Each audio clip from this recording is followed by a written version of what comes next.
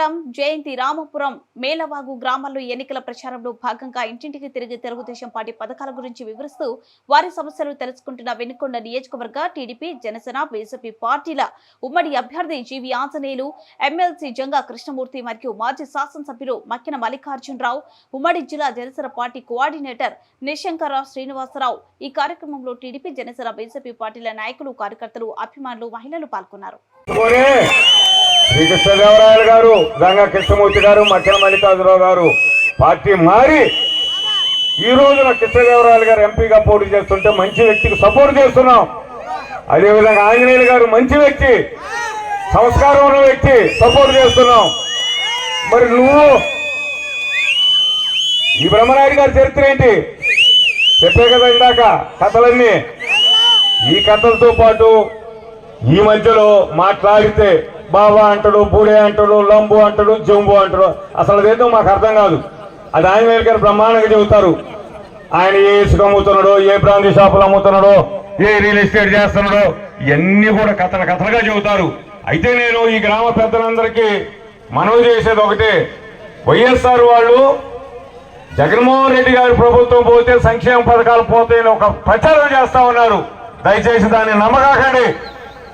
ఇందిరాగాంధీ గారు ప్రవేశపెడితే ఈ దేశంలో సంక్షేమ ఫలాలు ఎన్టీ రామారావు గారు బ్రహ్మాండంగా చేశారు. తర్వాత రాజశేఖర రెడ్డి గారు చేశారు. అంతకంటే ఎక్కువ 200ని 2000 చంద్రబాబు నాయుడు గారు పెన్షన్ చేశారు.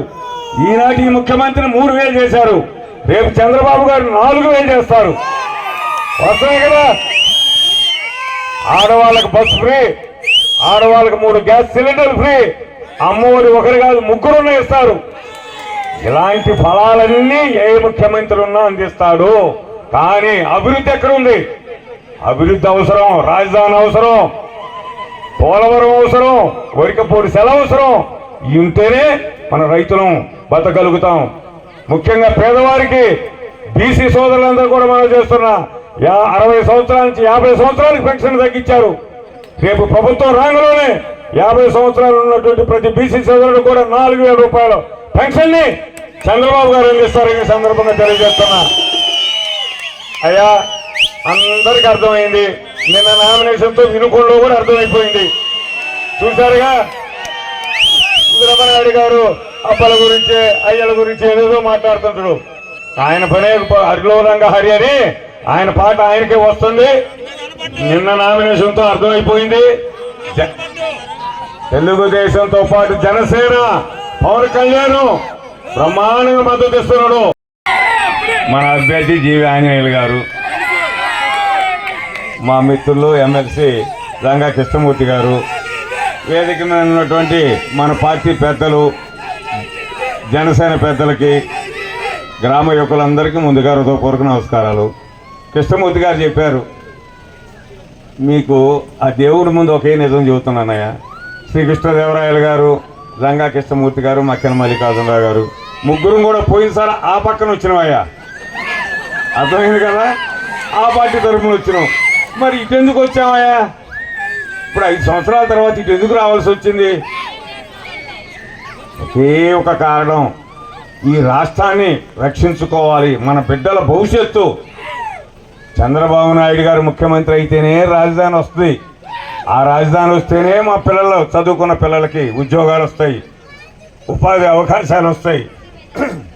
అదేవిధంగా మన గోదావరి నీళ్ళు వస్తాయి. దాని గురించి ఆంజనేయులు గారు చక్కగా చెబుతారు. అన్నిటికి మించి వరికపూడి సేల వస్తుంది. ఎంపీ శ్రీకృష్ణదేవరాయలు గారు ఎంతో కష్టపడి అనుమతులు తీసుకొచ్చాడు. మన దగ్గరలో ఉన్న పిడుగురాళ్ళ 100 పడగల హాస్పిటల్ తీసుకొచ్చాడు. వినుకొండలో అండర్ పాస్ తీసుకొచ్చాడు. హైవేలు చేశాడు. గుళకమైన బ్రిడ్జిలు తీసుకొచ్చాడు. ఇంత కష్టపడే యువకుడు శ్రీకృష్ణదేవరాయలు మంచి అభ్యర్థి మనకి ఎంపీగా చంద్రబాబు నాయుడు గారు ఇచ్చారు. ఆ తదుపరి ఎమ్మెల్యేగా గత 20 సంవత్సరాల నుంచి గెలుపోవడంతో సంబంధం లేకుండా శివశక్తి ఫౌండేషన్ ద్వారా అన్ని కార్యక్రమాలు, సేవా కార్యక్రమాలు, కళ్ళజోళ్ళు, స్కాలర్షిప్పులు, ఇళ్ళలో ఏదైనా దుర్ఘటన జరిగినప్పుడు వారికి ఆర్థిక సాయం, మరి అదేవిధంగా ఎక్కడన్నా పేదవారు వెళ్ళినప్పుడు ఆర్థిక సాయం, ముఖ్యంగా పండుగల సందర్భంలో కూడా మన సుగాలి సోదరులు కానీ ఎవరన్నా బీసీ సోదరులు వెళ్తే తనకున్నంతలో గౌరవించేటటువంటి మంచి మనిషి ఆంజనేయులు గారు ఈ పక్కన ఉన్నారు. సరే, ఇంక ఎదుటి ఉన్నటువంటి వ్యక్తులు ఎవరు మీకు తెలుసు కదా. మహానుభావుడు బోర్డులు పెట్టాడు నిన్నటిదాకా, అయ్యా చందాలు ఇవ్వబడవు, సంతోషం. మరి నిన్న చీరలు ఎందుకు ఇచ్చాడయ్యా? ఎక్కడో పోనాలో గోడౌన్లో తీసుకొచ్చినటువంటి చీరలు తెచ్చి ఇల్లు పంచి అన్న కార్యక్రమం పంచాడు. మరి 5 ఏళ్ళు ఏమైనాయి అంటే మళ్ళీ ఓట్లు వస్తున్నాయని. ఈ వాస్తవం అనేది దయచేసి మీరు గమనించండి, వ్యక్తులను గమనించండి. ఈ రోజున చంద్రబాబు నాయుడు గారికి అదేవిధంగా ఇప్పుడున్నటువంటి ముఖ్యమంత్రికి ఉన్న వ్యత్యాసాన్ని గమనించండి. సంక్షేమ కార్యక్రమాలు సోదరులారు ఇక్కడ ఉన్న వాళ్ళందరికీ చెబుతున్నా, సంక్షేమ కార్యక్రమాలు ఒక్కటి ఆగవు. ఇందిరాగాంధీ గారు మొదలు పెడితే అన్న ఎన్టీఆర్ గారు దాన్ని మహోజ్వలంగా తీసుకొచ్చారు. తర్వాత దాన్ని రాడు, నేను ఘాట్ రోడ్డు వేస్తున్నా, నేను నీళ్లు చేస్తున్నా, నేను గుడి కడుతున్నా అని.